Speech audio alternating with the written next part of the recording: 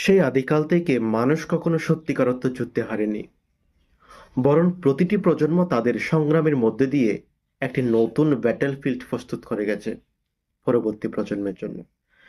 মানুষের ইতিহাসে এমন কোনো ঘটনা নেই যেখানে মানুষ পরাজয় মেনে অস্তিত্ব হারিয়েছে। হ্যাঁ, ইতিহাসে মানুষের স্থান পরিবর্তনের ঘটনা আছে, সভ্যতার কেন্দ্র বদলেছে, জীবনযাত্রার ধরন পাল্টেছে, কিন্তু সংগ্রাম থেমে যায়নি, যুদ্ধ শেষ হয়নি।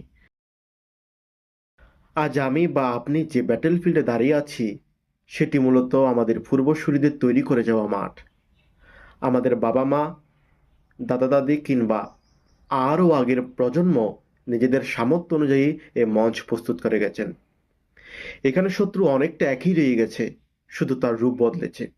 কখনো কখনো তার সংখ্যা ও শক্তিও বেড়েছে। এই যুদ্ধক্ষেত্রে সবাই সমান সুযোগ সুবিধা নিয়ে জন্মায় না। কেউ জন্মগতভাবে একটি সুসংগঠিত সেট আপ পায়, ফলে সে তুলনামূলক ভালো অবস্থান থেকে শুরু করতে পারে। আবার কেউ তুলনামূলক খারাপ অবস্থান থেকে শুরু করতে হয়। আবার কেউ কেউ আছে যারা প্রায় কোনো প্রস্তুত মঞ্চেই পায়নি, উদ্বাস্তুর মতো শূন্য থেকে শুরু করতে হয় তাদের। আমরা যারা প্রত্যাশিত সুযোগ সুবিধা পাইনি, অনেক সময় বাবা মাকে দায়ী করি, মনে করি তারা আমাদের জন্য যথেষ্ট কিছু করে যাননি, যে কারণে আমরা খারাপ অবস্থানে আছি।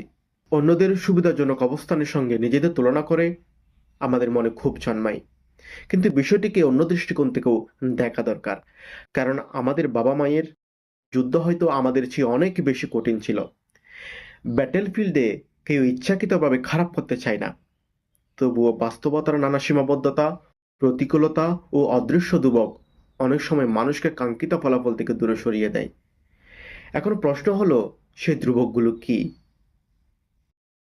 কি কারণে মানুষ ব্যাটেলফিল্ড থেকে দূরে সরে যায়? আপনারা কমেন্ট বক্সে এই দুর্ভোগগুলো জানাবেন। তবে এখানে সবচেয়ে গুরুত্বপূর্ণ এবং আকর্ষণীয় প্রশ্নটি হলো, এই যুদ্ধে আসলে শত্রুটা কে? শত্রু কি অন্য মানুষ, নাকি দারিদ্র্য, অজ্ঞতা, ভয়, লোভ, হতাশা, সময়ের সীমাবদ্ধতা কিংবা নিজের ভিতরের দুর্বলতা? হয়তো মানুষের সবচেয়ে বড় যুদ্ধ কখনো বাইরের কারো বিরুদ্ধে ছিলই না, বরং নিজের সীমাবদ্ধতা, ভয় এবং অন্ধকারের বিরুদ্ধে ছিল।